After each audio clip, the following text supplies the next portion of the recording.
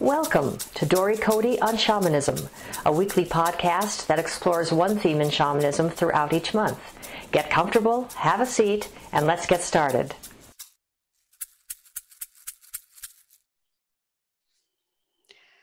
Hello and welcome again. This week is episode number 70, and we're going to be talking about who is your God, specifically about the Old Age and New Age gods. So, Dory, this topic, Old Age, New Age, suggests that you might be talking about God through the ages. What are your ideas regarding this Old Age, New Age? Yes, again, another curiosity of mine that has come about as a result of some, inner journeys with my helping spirits is that, we, as I was saying last week, we all have so many different possibilities of who we see as God. And through the ages, God has been so many different things to so many different people. And, if we go back to, the ancient indigenous peoples, their God was really, much more attuned to the forces of nature. And, their God was the wind and the lightning and the stars. And, excuse me, they created stories, mythological stories, of course, about, how the world was made and how this being outside of themselves created the world and all the living beings on it. The same is true if we go back through other times, the more mystical people who believed in a God that lived in the heavenly realms and who created all of life on earth and in 7 days, and that's the God that many of us grew up in, even believing in, even though that has really lived through the test of time. So many humans believed ages and ages ago in that concept that a God, some being outside of ourselves, actually created the entire cosmos, and specifically the earth and all of its beings, and then created humans as its final act, and that humans are superior to all other beings. So through the ages, what I believe has come about is that as human consciousness has expanded and we have become more adept at conversing and asking questions and having a clearer understanding of what a God could be, we have evolved. Actually, we've kind of gone full circle in many ways and come back to what many of our indigenous ancestors believed, which is that there are these powers in the world that we cannot truly understand.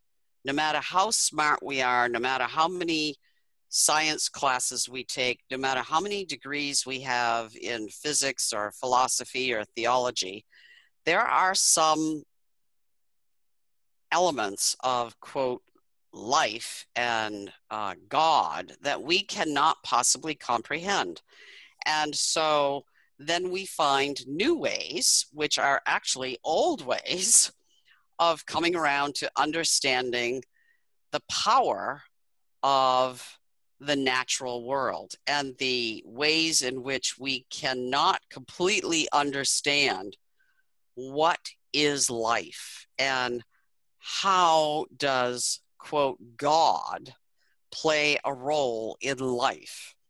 What truly is that spark that creates the universe, that creates life, and created and continues to create humans and animals and plants and flowers and the wind and is constantly recreating the cosmos. So, in today's, in my understanding today, I see God for me as the web of life. To me, that's what God is. God is that spark that is every living being that has ever lived, lives now, or will live in the future, and the ways in which we are all connected through some force that is not understandable, and that is God. That is the power that makes us who we are. Now, you could say that that is a new age belief system, but it truly isn't. It's actually, the belief system of many peoples who walked the earth a long time ago, who had no books and no theologists or philosophers or others who were telling them what to believe. They just believed that there was some power, and they named it many things. They named it the wind and the sun and the moon and the stars and the earth and the spirits who they could see through their inner eye, and yet that was God to them. That was the power, and that's the power that I believe in today. And so some people might say to me, oh, that's a really new age belief in God. Truly, it's not. It's old age. There's old age and new age, but we really have come all the way around back to what many of our ancestors believed. It reminds me of there's a violet flame invocation that starts breath of God inside each cell. Mm-hmm. Yes, I love that. Breath of God inside each cell, because God, or this power, exists in every living force. And it is that, as I see it, that living force in every micro being, every microorganism, every force of nature, that is God. And To me. part of what I heard you saying is the philosophical construct of the times, like Industrial Revolution or postmodernism, whatever the philosophy is, will inform or color the way in which people see it and can interpret God and construct their ideas of God. And right now we're into the quantum physics, which takes us down to that cellular level, which connects back to the ancient people who connected with nature directly without their microscopes. Right, without the microscope, without the quantum physicists. They knew it. We've come full circle. Yeah. And, we've relied upon scientists to define for us what people knew centuries ago. And I love that. I love that the quantum physicists are defining for us what shamans have known for thousands and thousands of years. It's the same as, like now, physicists are beginning to understand that we carry the memories of our ancestors for as far back as 7 generations, and they've been able to prove this now scientifically. Shamans have known that for thousands of years. It informs some of the work we do as shamanic practitioners, going back in time to ancestors and how those ancestors are impacting the person who is alive here today in a body. And so, isn't it beautiful? I'm in awe of all of this, and love the whole idea of how we define God in today's world. What about someone who does not want to define God and doesn't believe in God? What would you say to them about God and language and old age, new age? Yes, well, that comes around a little bit to a question that we addressed last week about, what about somebody who doesn't believe in God? And so, again, I would go back to saying, I would ask that person, well, what do you believe in? You know, do you believe that your car is going to start when you go out and turn the key in the morning? Do you believe that the sun will come up when you awaken in the morning? Do you believe that the rain will come eventually, no matter where you live on the planet? What do you believe in? And I think most people come around to understanding, oh, there is something I believe in. And they might not call it God, but it is a force outside of themselves that they actually, without maybe even necessarily recognizing it, truly believe in. And so for those people, I would say take that and expand on it and allow yourself to trust that there is this force, there's this power, there's this place outside of you that has tremendous force and power and energy that is inexplicable. I mean, it truly is inexplicable. I mean, if you just stop and think for a minute, you are one human being, this small, microscopic being on the face of the cosmos, on a rock that is spinning through space at, I don't know how many miles per hour because I'm not a scientist, but, spinning and flying through space, through something that isn't even definable as air because it doesn't have the qualities of what we call air for breathing here on Earth. And how do you explain that?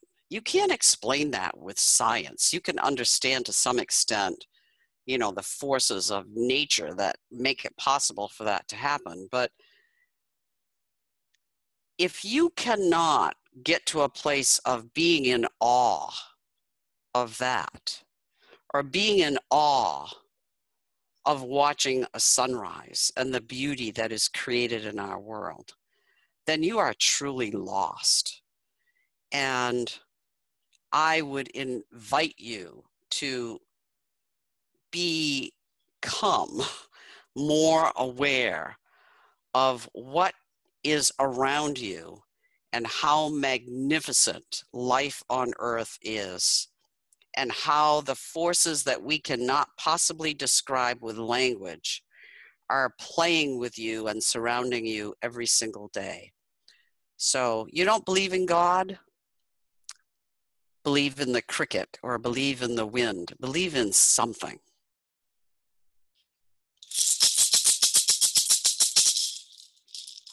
I think you began to answer this question already. What are some of the New Age gods of which you speak? Yes. Well, as I was saying earlier, I think we've come full cycle. We've come to a place where many people now on Earth are beginning to comprehend God in the same kinds of ways as peoples of the Earth, believed centuries ago.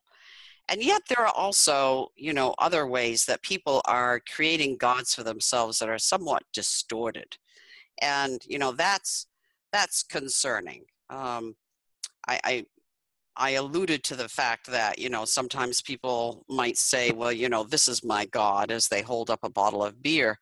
And that's truly, what that shows to me is a complete lack of understanding of the spiritual nature of who we are, and is dangerous. So New Age gods can be things like, some people might live their lives completely relying upon what the cards in a tarot deck have to say to them, even though tarot is an ancient tool, actually. But, if one relies wholly on something like that, or the ways in which crystals or the runes or something like that drives their life, if that becomes their God, if that becomes the source of all of their belief system, then that's a little bit, don't want to use the word addictive, but almost a bit addictive in the sense that people are relying upon the nature of something that is, again, undefinable, but is not really, doesn't have a life. A deck of cards does not have a life force. It's working with your own life force, which is not something that is separate from yourself. Just like the runes are. The runes are reflecting what is happening inside of you and giving you that message so that you can better understand it. So anything of that nature that is more, become alive as a new age tool, can become a god. And I caution people away from allowing that to become the power that they go to repeatedly, because it's truly not a power that is outside of themselves. It's a power, they're working with their own power and getting images and messages from what is happening inside of themselves. So, and there are many, many other kinds of New Age gods. Some people have a tendency to want to make somebody who is a powerful healer their god. That is definitely not a good idea. I do not like it when clients come to see me and they see me as having all the power. I do not have all the power. I do not want to be anybody's god. Thank you very much.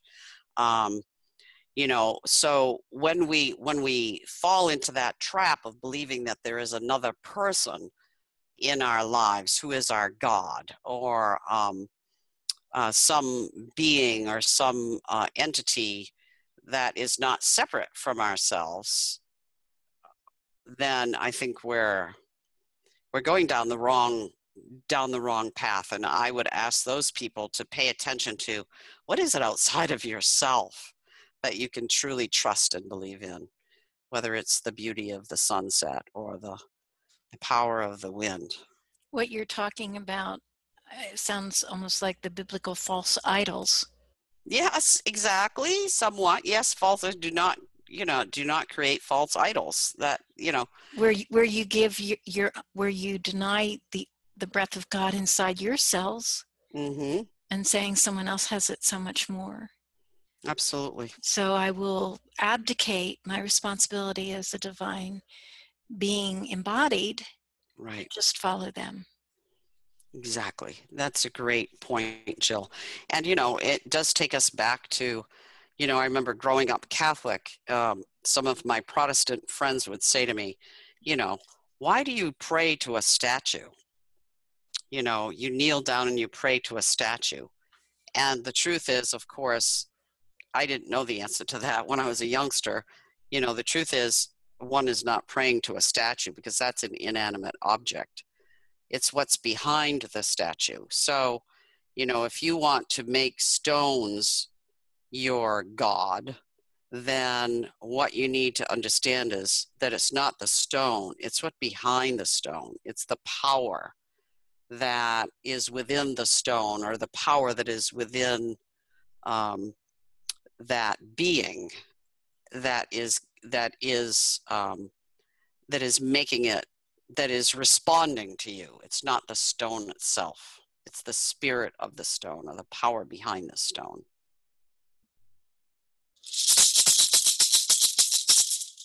This completes our prepared questions on this topic. Is there anything else you'd like to add at this time?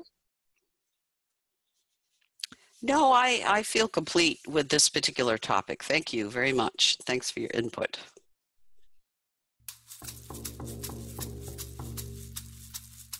Thank you for listening to Dory Cote on shamanism.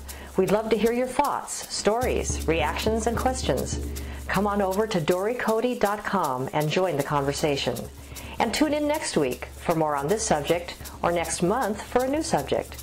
You can subscribe to this podcast in iTunes, or sign up on dorycote.com to receive notices when the podcasts are posted. That's Dory, D-O-R-Y, and Cote, C-O-T-E.com. Drumming and rattling by Dory Cote and Terry Morgan. Technical assistance and audio production by JillHackett.com. And this is Susan Savelle, wishing you many blessings in your life. We hope to have you join us next time.